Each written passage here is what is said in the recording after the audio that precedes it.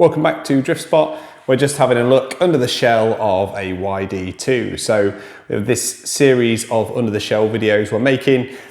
These are members' cars. This one is my car. The last D5 was my car, but we've got a whole load more cars coming for you to have a look at the chassis and have a look at what people are running to understand a little bit more about the cars we've got and the cars that our members have, so that then you can make informed choices if you're purchasing or changing things up. So we've got a playlist of under the shells. So the first one was D5 and now this is Yd2. So this is my Yd2z or Yd2z, depending on where you're from. The Yd2 came in loads of different iterations. They've now moved on to the MDs, which are still rather pricey, but the Yd2s are still sold. You've got the Yd2S and E, which basically have a different gearbox, different motor configuration. And then you've got the Z. There's lots of other ones like the SX models. The SX models are basically the upgraded from standard. So when you buy them, rather than being all plastic, they have lots of alley things and more adjustability from stock. I know that people like the Super G guys in America really love the SX3. So an SX3 is still worth quite a lot of money, even though they're not really made anymore, and they've certainly replaced them, I think, with the MDs. But anyway, that's a bigger conversation. But this is a Yokomo Yd2z, and I've done a few things to it since I bought it, so I just thought I'd take you through the things, and then we'll show you a video of it running so you can sort of see what it's all about and how it drives, and we'll get a second opinion as well. And each of these videos, at the end of the video, I'm always going to have videos of the car running, for me driving it and giving you a bit of description, and then somebody else driving it and just giving you a description of how it drives. Now, how any of these cars drive depends a lot about settings, so I'm also going to be going through some of the settings that I run on the car. So if you've got a Yd2, if you want to try and get it to run a bit like mine runs, then you can use those settings. Okay, so let's start out and let's just have a look at some of the kit or parts that I've got running on the car. Now, I tried to avoid some of the air racing parts, but actually air racing are so bargain priced, and I needed some adjustability, so I did purchase some air racing parts for the car. I've got the air racing QUTUS shocks, although they've been rebuilt with 50 weight, so they're nice and free moving. Suspension at the front there, and they're running ReveD springs. They're the front softs. I've got the Yokomo slide rack. It's currently got an Onisiki Servo in there, but essentially that isn't necessarily going to stay. I actually bought this car second hand and that came with it. I've got a power HD servo that I might swap into there and see if I can see whether it's better or not, do some servo swappage. I've done some other videos on the car. I did one recently about the one knuckles or wrap up next knuckles that I fitted to the car. It's got the air racing top and bottom arms. Basically, they came with the bottom arms. The person before me, I think, snapped some of the bottom arms and replaced those. And I actually just replaced the bottom arms at the back with the air racing because I needed some adjustability and length. But I will talk to you about that because there were some issues with that. The gyro is a Yokomo V4, and you'd have seen the video when I changed up from the Onisiki to the V4, so I'm not going to talk too much about the benefits there. You can go and watch that video, but that is on the car too. The transmitter I run is a Futaba, so it's got a Futaba receiver there with the S-Bus into that. So this is my Futaba 4PM. I spent a long time looking at controllers. I intend to do another video talking about controllers, but I do love my Futaba 4PM. I do think it's super easy to understand, super easy to change settings. Essentially, it's kind of the lowest model you can get, having all of the full screen display of all the details and easy change of all the settings. So really appreciate that. It's kind of a good rung on the ladder of the better controllers, meaning that I don't feel that I need to replace it. Motor-wise, I run a Hobbywing D10. One of the things we quickly identified when we moved from carpet in the club, you know, we're still a relatively new club, we're still learning a lot all the time, is that when you had some of the other motors, some of the high torque motors, they have a lot of steps in the way that the magnets and the motor spins. I believe it's to do with the windings of the motor and the way the motor is set up internally. The bore of the inner part, the magnetic part of the motor, and how much it wants to stick to the magnets when it's turned off or not being driven, means that the motor doesn't roll. So you can see that this rolls quite happily. And one of the benefits of that is when you come off throttle, rather than the rear wheels locking up straight away like somebody's pulled the handbrake, they just continue to roll that bit through. So rather than when you're on and off throttle, it being very snappy and very sort of wanting to initiate all the time whenever you come off throttle, these tend to roll along a lot and smooth out your line, which means you can be a little bit more progressive rather than snapping all the time back and forth. So that's why I bought the D10. I've actually just bought a cheaper one, a Rocket, for my V5, which has the same potential as that. It's basically a D10 copy from AliExpress, and they're about £50, and that's over double that. Moving on, gearbox wise, I've got a ball diff fitted into the Yd2, and I did a video about fitting the ball diff and the differences that made. So if you want to have a look at that again, go have a look at our previous videos. Wheels wise, generally, I can't remember the width of the car, but at the moment it's running a 4mm hex at the back with the work Valino wheels on there that are the 30mm wide wheels. I think that's a 7mm offset on the back, and on the front it's a 9mm offset with a 26mm wheel, again with the Valino tyres. At the back, I've got an Accuvance RAD. I'm never one to sort of jump at the chance of going, you know, all out with things. I tend to just progress as the car progresses with me. But I had a Toro on here, and it actually decided to burn itself out internally, and basically the motor overheat sensor and the board overheat sensor failed on it, and it no longer functioned. Even when I turned those things off, eventually it just died a death. So I had to upgrade, and I changed to an Accuvance RAD. Actually really impressed with that. It doesn't need a fan. You know, they do need Accuvance fans only. I learned that a little bit the hard way, but they need Accuvance fans. But actually looking at the temperatures that I can monitor via my Futaba, it never gets too hot. It never needs a fan, which is really cool that they've got that technology in there. The other thing is, it's got the little lead here that connects it to the S-Bus. So another part that I bought for it was the S-Bus linked. Sorry for the dust there. But it has got an S-Bus on it. What that does is it means it links to my controller, and I'll give you a little demonstration of that. But essentially, I get complete control of the settings of the ESC directly from the controller. So you can be driving around the track, just pull over, change your boost setting, change your turbo setting, change something about the car, the way it brakes, the way it, where the boost comes in or something along those lines. And then you can just go and do another 4 or 5 laps and test that, pull over again and change it again, which is super easy to be able to change that on the fly. I really appreciate that. I know certainly some people who compete with these things, they have certain settings on their controller for qualifying and then other settings on their controller for the actual competition without having to mess with the car at all. So that's pretty cool. Over on the other side, I have changed at the back here for a carbon strut tower. This is actually a carbon strut tower for an S, but they do fit the Z, which is pretty handy. I did that because there's very little gap here, and I've done a little video of comparison of the fitting the carbon tower to the Z, but essentially the way the Z tower fits here, you've got hardly any space between your spur gear and the tower. So by putting that in there, that enabled me to run a bigger spur gear. So I think they come as an 84 as standard, and I'm up to something like an 86 or an 88, and then that's a 15T. It works out as an FDR of about 15.5, and on a slippery floor, obviously FDR makes a big difference. That's final drive ratio. Things like the shocks and stuff, I've ran little spacers and things to get them running nice and square, so when you look at them from the side, everything's true and all the shocks are in line with their movement rather than being angled.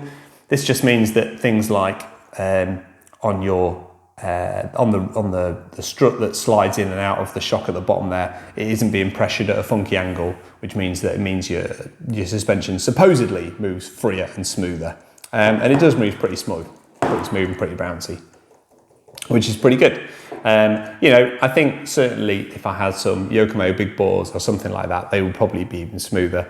But the fact that the QUTUS shocks are adjustable in damping, and the price that they're at was just unavoidable. I'm not one, again, to throw money at things. So on with the throwing money at things, you've probably noticed that I've got some rather different carbon decks. So again, if you were to look at things like Beastmode and Shark conversions and things like that, they're obviously get very, very expensive.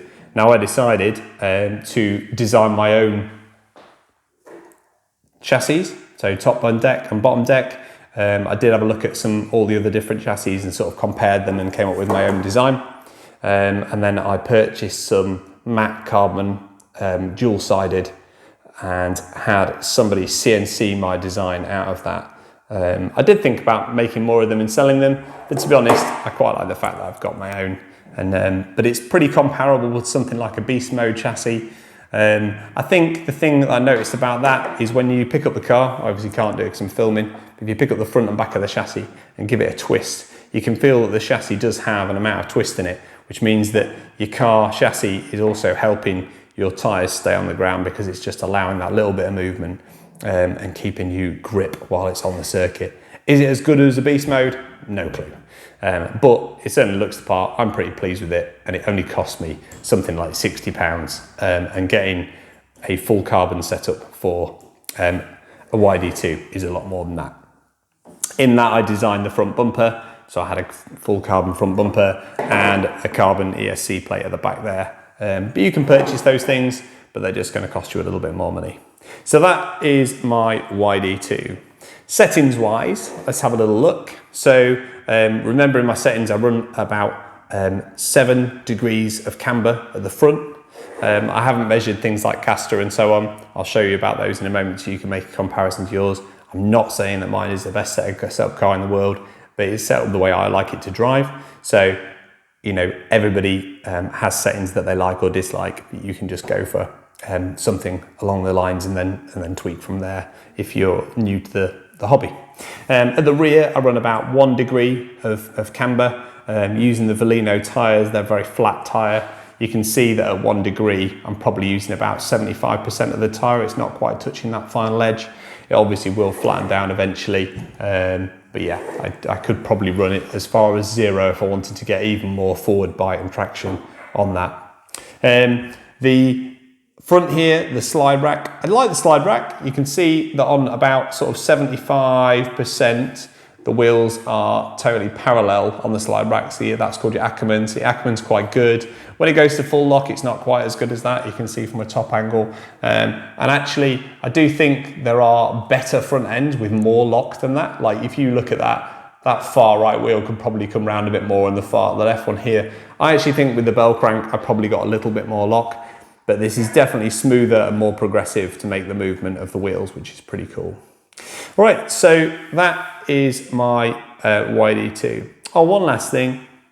At the back here, in the kit of the Yd2, you do get different plastic lower pieces which hold the lower arms. And I did switch those round to get a little bit more toe in. I think I'm running 1.5 degree of toe in. I can't remember which plates those are. I know that doesn't help a lot, but it isn't the one that manual tells you. I messed around and played around to get a little bit more toe in on the back, which obviously leads to more bite as well. So that is my Yd2. Shell-wise, I just run a Hpi Mustang. I think they're absolutely great shells. They're not mega heavy. I think the build of them is pretty good. They're pretty tough. That's a little light kit on the back there for the LEDs. The light buckets for the Mustang are actually ones that I made myself. So I 3D printed my own design and then vacuum formed some light buckets just so they look smart through the shell there. And the same at the front here. So if you've got a Yd2 and you want some light buckets, sorry, if you've got a Hpi Mustang and you want some light buckets, then hit me up. I'm sure I can help you out because they don't come with them. So that is my Yd2. Let's go down to the circuit and I'll do a video of how it drives and some comparisons with somebody else having a drive of it and giving you the sort of ins and outs of the car. All right, hope that's helped you understand a little bit more about Yd2. You can see kind of where I'm running my motor position and things like that from the video. If you've got any questions about it, then please put them in the comments and I'll do my best to answer them with something sensible to help you with yours. All right, so I've come down the Drift Club to show you the Yd2. I've come down when no one's here, so sorry if it's echoey and yeah, it's very quiet. But I thought it was a good time to show you the Yd2 from after the video we just did, talking about all the details of the car and just show you how it drives. I would say it drives pretty smoothly. People who've had a go at the club, they say that it drives pretty well and that it's pretty progressive and it's not like overly pushy out of corners. It's not like always trying to push onto the person in front of them, and it's quite controllable as a car. New people coming into it say that it's quite hard to drive, but then I guess that's because they're maybe not used to RC drift cars. So it's like a learning curve as always. As you progress, I think you tune your chassis to how you want to drive. And if you pick up somebody's car who's really good, it's often actually quite a challenge to begin with to get used to how they drive it. But that's personal preference. But yeah, let's see how she goes.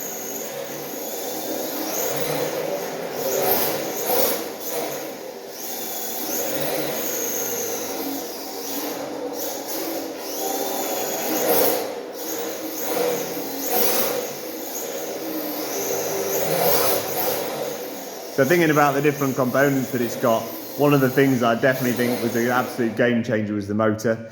You know, moving from a motor which locked up when you let go, you can just see when I power up, it just rolls on so nicely.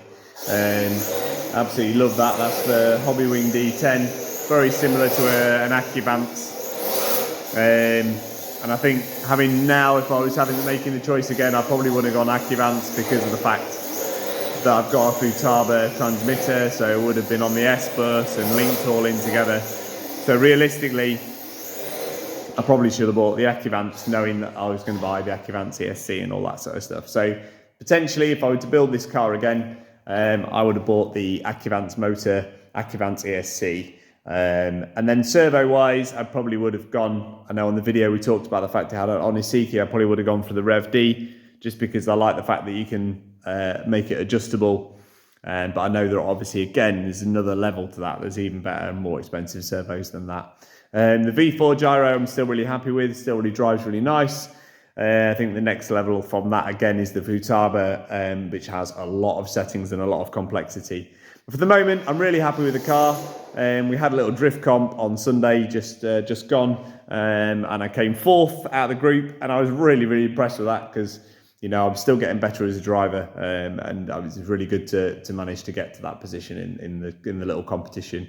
But you know, we keep going and we keep progressing. For the minute, my Yd2 does me good. I think there's more modern and more fashionable chassis out there, like the RDX and some of the MST chassis people really rate at the moment, and the overdose GARM chassis. So yeah, this is my Yd2. I hope you've enjoyed finding out about the chassis. I hope if you're tuning yours, I've helped you a little bit. And coming up on the channel, hopefully we'll do an under the shell of a GARM and an MD1, and the other people in the club have got other things like that, and an RDX and such like. And you'll get to see kind of how they drive in comparison.